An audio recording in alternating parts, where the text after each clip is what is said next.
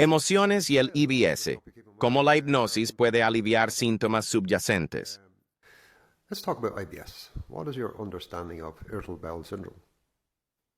And when you think about it, I want you to think IBS.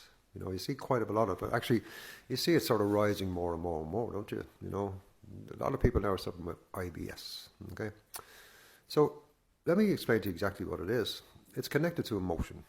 Okay, and contrary to what you might have been told, diet and stuff like that and certain foods, yeah, they might have a small effect, but the vast majority is connected to emotion.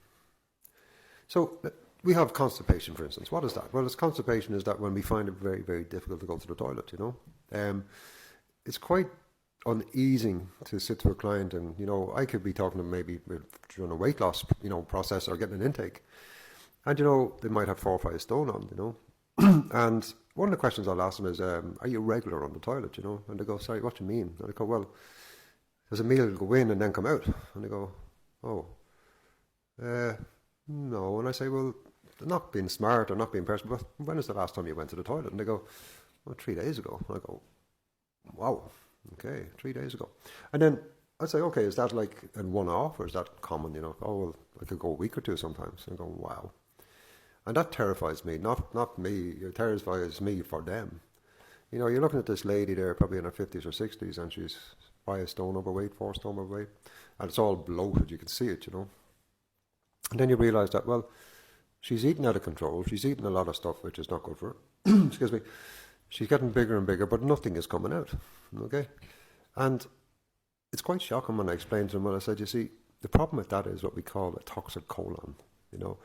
It's not something you hear much of, toxic colon. But I heard about it many, many years ago, and it shocked me. I don't have weight on, and I'm quite irregular. Well, sorry for telling you that. but my whole point is, it shocked me when I understood this. A lot of doctors don't tell you this stuff. But if you eat 3 meals a day, and then you go a week without going to the toilet, number 2s, what does that tell you? Well, it tells you that the 3 meals I ate yesterday are in my stomach, and when I eat 3 today, they're going to go in on top of that into my colon. And then tomorrow they're going to go in on top of that, digest it into my colon again. So you're having different feces from different meals all piling on top of other inside your colon, which makes it a toxic colon. And it can be the home of multiple issues and sicknesses and diseases, and the spark of many, many issues and sickness and diseases. You have to see it this way, folks. Imagine your big back garden, right? And once a week you take out a wheelie bin full of rubbish, food, waste and all that. And you park it there. And then, a couple of days later you take out another one, you park it there, another one you park there. And after a month you got like 30 wheelie bins in your back garden. And they're all cross-contaminating. This bin is contaminating that one, that's contaminating this one. And you could imagine the smell in your back garden. You can imagine the amount of disease going through all those bins, all the different horrible things that would be grown out of it. Okay. Well, now think about your colon. It's no different. So if you're not regular, you're not going at least once every second day, or, well, then what it means is that you possibly have a toxic colon. The bloating, painful, right? And trying to go to the toilet, it's really, really difficult. So if you have IBS or constipation, my heart goes out to you. The good news is that the NHS, put it this way, up until, the NHS used to be a really good hospital. I'd say up till about 7 or 8 years ago, when people went to the NHS and their concern was IBS, the first thing they were recommended to go to was hypnosis. Yeah, incredible, right? I was shocked when I heard it many years ago. The first place they were told to go was to a hypnotist. Because the NHS knew too that it's emotional, okay? And I say there's a business of everything. So now it's about taking tablets and food, like it's your diet and all that. But it really comes down to emotion.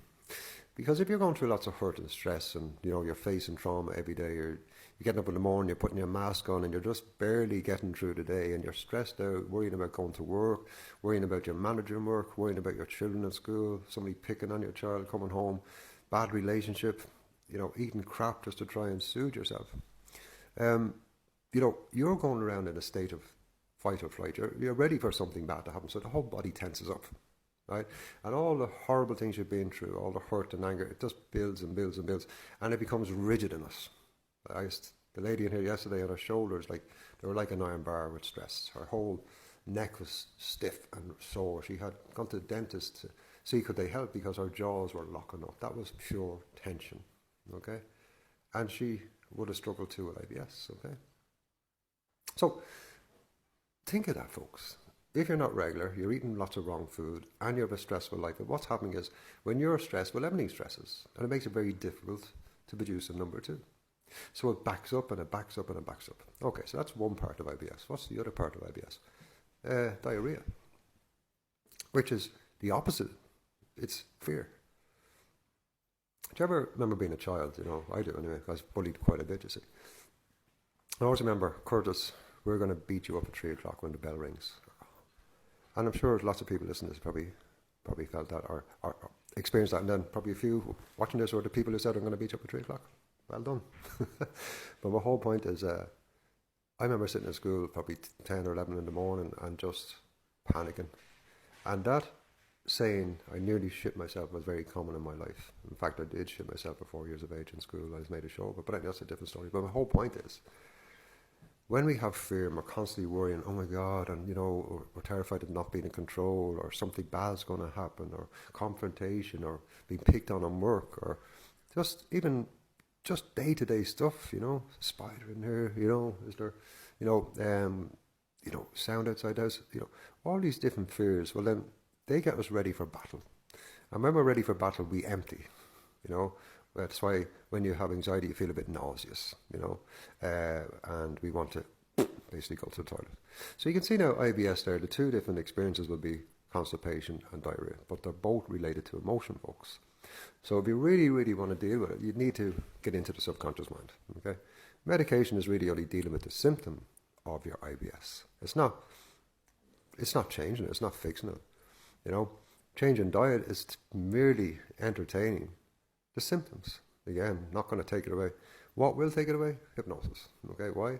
Because when we get into the subconscious mind, that's where all your emotions live. That's where your anger lives, your hurt lives, your stress lives, your anxiety lives, your panic lives. It all lives in that mind.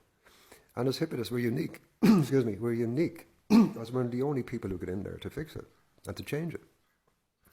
I do stage shows, and you can see 10 people on a stage looking for leprechauns. That's because they're in their subconscious mind. And that's what hypnotists do. We get you into the subconscious mind. So when we let go of all the hurt and anger that you've ever experienced in life, for the people who hurt you most, and all the stress you've been through, right up to the moment of life you're in. So you're 30 years of age, you come into me, we let go 30 years of anger. You're 60 years of age or 90 years of age, we let it all go. Okay? For the people who hurt us most.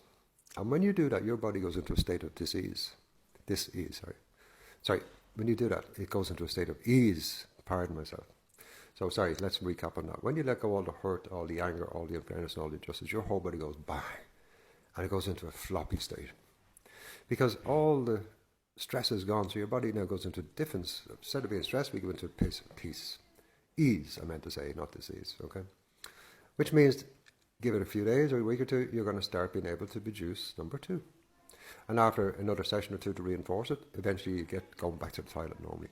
If that's not happening, folks, it's a time bomb waiting to kick off inside of you. Same with the anxiety. Then. Okay, so how do we stop the diarrhea and the fear of going out and then needing a toilet, right? Well, the same thing. We have to go back and find the cause of your anxiety. You know, it'll always be from a really early age, you know. And when we can remove that fear of confrontation, fear of heights, fear of the dark, fear of, you know, somebody cheating on you, it doesn't matter. Fear of something happening to your child. When we remove all that fear, well, then the body goes back into its normal state of being at ease, which means everything starts to work normally again. So if you're suffering with IBS, folks, my heart goes out to you. It really does. But if you want help, let us know. I mean, Irish Hypnosis, myself here in the Drogheda Medical Clinic, I do it all the time. You know, it's something we do on a daily basis. So let me know, folks. And thanks for listening. Thanks for watching.